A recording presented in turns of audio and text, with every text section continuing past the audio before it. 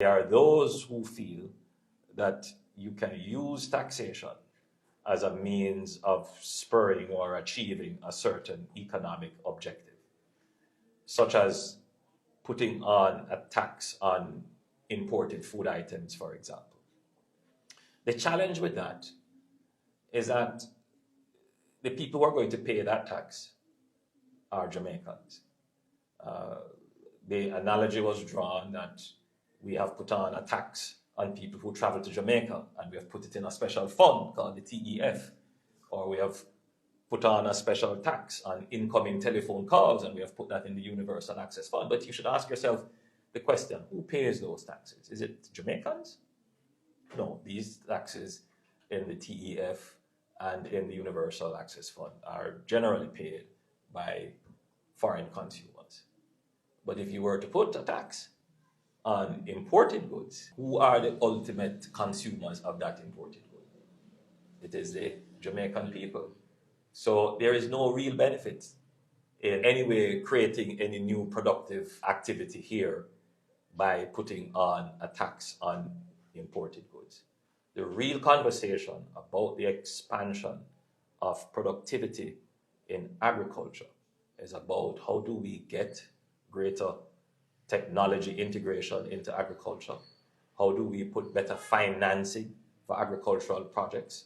How do we build long-term supply contracts for agriculture?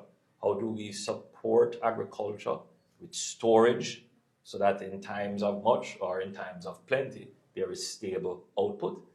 And the big one, which I think it's the one that will really transform agriculture, is how do we make our lands that are arable, that is lands that are suitable for agriculture, how do we make them irrigable? Which is how do we bring water to these lands? And we have two major projects that we are doing now to bring irrigation to almost 10,000 acres of agricultural lands. One project is the Pedro Plain project, which we have been speaking about as a country for over 50 years. This administration is doing it. The Pedro Plain project is on its way. And we have some other projects going on to bring irrigation to agriculture. So the secret to growing the economy, to expanding revenues, to providing these kinds of social provisions in terms of social housing, it is not in more taxes, but in increasing productivity, innovation, the integration of technology, and just ensuring that we have a peaceful, productive, innovative society.